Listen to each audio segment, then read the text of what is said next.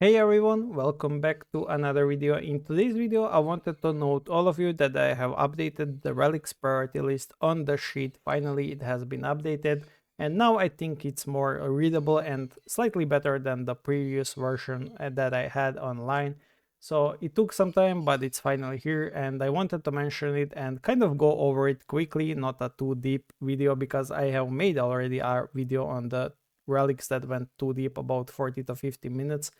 So yeah, overall, let's go over it. The first relic that we're going to talk about that is the absolute mass priority is going to be the Genesis tree. This relic is mainly focused but for PvP, but you can absolutely reuse it in the PvE as well. Its minimal requirement is the 3 stars in my opinion, so I have made the breakpoints that are kind of relevant a red.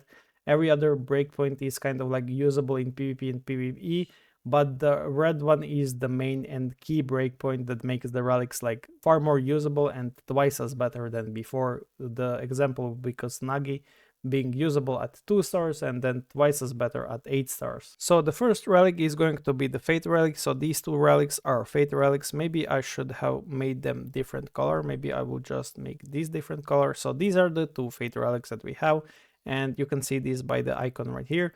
But both of them are great, but Planner Gate to be absolutely not broken, but usable and kind of like a mini counter to the tree, but it's not really a counter. It requires 7 stars, which is absolutely crazy for free-to-play players, so getting a 3 to 3 stars to dominate PvP and be usable at PvE is far more affordable and better. So the first relic is your priority going to be Genesis tree. It costs 60,000 diamonds for a copy, so you need 3 copies, which is 180,000 diamonds once per season. You should absolutely be getting it. 3 seasons for a 3-star Genesis tree is absolutely cheap, and you should be getting it apart from the Fate Heroes. Then a planner gate, I would suggest working on it to the right 3 or 5 stars, but then again, if you're at 5, you kind of want to finish it to 7, and yeah, it's overall really hard to justify it. It's less powerful in PvP than the 3, but it's kind of stronger than in PvE, which doesn't really make it justifiable because PvE is kind of irrelevant game mode because you're beating Rift Odyssey even without the gate anyway, but sometimes you do need the gate at 3 or 5 stars, so that's the only reason I would suggest getting it. So just get it at 3 or 5 as a free-to-play player and stop there. The next relic is going to be Sarcophagus. So now we're moving to the relics that are for free territory. So Sarcophagus is your first relic when there's a rebate. I'm not sure if the one is live right now. It's not. You will do 600 summons, so you're only limited to 2 rounds. You can do 600 summons, and you will be able to get 180 shards of this relic, which is enough to make it 2 stars. So you will get Sarcophagus 2 stars, you will use it in everything, PvP, PvE, doesn't matter, you will use it, it's a very strong relic, but don't get it above 5 stars. At 5 stars it starts giving you negative value because it converts the stacks it gives to the shields, which are absolutely useless in PvE. So it's a relic that doesn't really work good on its own because its effect counters each other. So for free-to-play players, get it to 4 stars. For whales, get it to 9 stars. At 9 stars as a whale, you won't feel this nerf, but a free-to-play player will. So stay at 4 stars, don't go above that. For free-to-play players, upgrade it to 3 stars when you kind of want it to be better at PvP, but it's not really necessary. The next relic after you get your Sarcophagus to 2 stars, you will want to get Kusanagi to 2 stars. This relic is also a must-have in every single PvE content. You will use them very likely together because they're just simply OP, and getting it to 2 stars is completely enough to make it usable for a very long time. After that, you will get it to 6 and 8 stars, but that's really far into the game. It's available in the relic rebates and in the shops as well, whereas Sarcophagus is only in the relic rebate. Flame Banner is a kind of pay-to-win relic, but it's not really because it's available every 8th week of the season, so it's available only then. So it's kind of recommended to save 600 summons, but at the same time it's not because it's really hard to do that.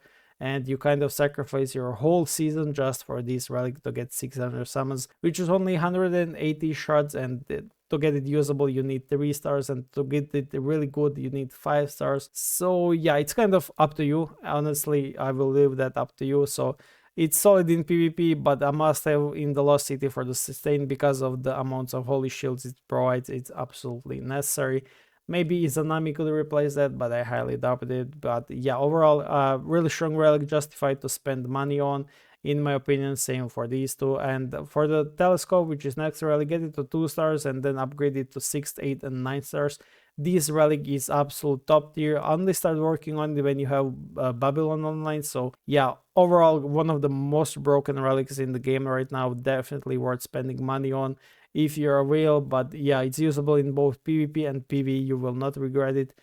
It makes all of your demons ult every single round additionally. So it's kind of like lens, but it's for demons, and the effects of it are pretty much bonkers. So overall, a really insane relics, and definitely worth spending on. It's usable in PvP as Dooms, and it's usable even outside of Dooms and Mystifers as well. So definitely worth getting this relic on.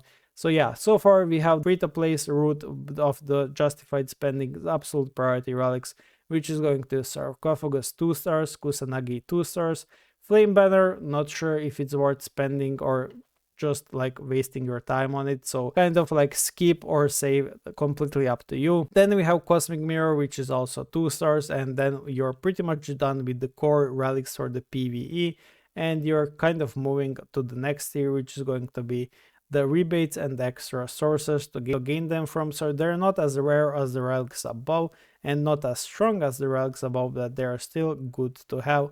I should also move this relic right here probably. So yeah, next relic is going to be Magatama, and it's also a rare relic because it's also available only on the last week of the season, so 8th week in the relic rebate. It's, in my opinion, not worth getting to anymore because at 3 stars it's usable in PvE, but to be usable in PvP it needs 6 and 8 stars. It's justified to spend money on because it's really strong in PvP, but in PvE it has been kind of replaced by just using Kusanagi or the Cosmic Mirror for the damage, and as well as Sarcophagus. So in PvE, no longer as strong as it used to be. As I said in here, it has been irrelevant for a while. It's usable but not necessary. So I will actually move Lance above because I think Lance is being more used than the Magatama at the time, and its effect is slightly better because we benefit a lot more from the additional actions than what Magatama brings in terms of damage. So yeah, that was Magatama. The next one is Lance. You can get this in the end of season shop. The end of season shop. If you're not sure what I'm referring to, it's this shop right here. So if you're unfamiliar, you can get this relic in here. This shop happens every first week at the start of the new season. You gain this currency by simply playing the seasonal mode, which is not that hard. So this is a guide for what to get in it, and you can get 250 relic shards of it in here, which is amazing. Definitely work from it there. Don't work on this relic from the relic rebate, so I will remove this, although don't get it from here. So I will just do that instead. Work on it from the shops. You have it in the World Arena shop, you have it in the end of season shop, and probably in many other shops as well, which is going to be the relic shop, but it's also in here. So yeah, overall, don't spend your relic rebate resources on it. Get it from those shops and get it also from the Beyond shop if it's here. It's not here, but it's definitely in the rank shop, so definitely get it from here as well. So yeah, Lance requires 3 stars to be usable both PvP and PvE, but in PvE it's really good, and 7 stars to be reliable, aka to get a 100% chance on the double action. Forbidden Chest is going to be the next relic in the line, and its relic is only PvP. It's not worth spending money on because it's really available in many cases, and it's mostly in end of season shop chest, which you should be getting in after the lens. It needs 6 stars ideally for PvP, but 9 stars is where it peaks, and it's probably the most strongest relic and most disrupting relic when it comes to attacking side, as there's no real counter to it at all really. So yeah, overall a strong relic, but it's more of a PvP side.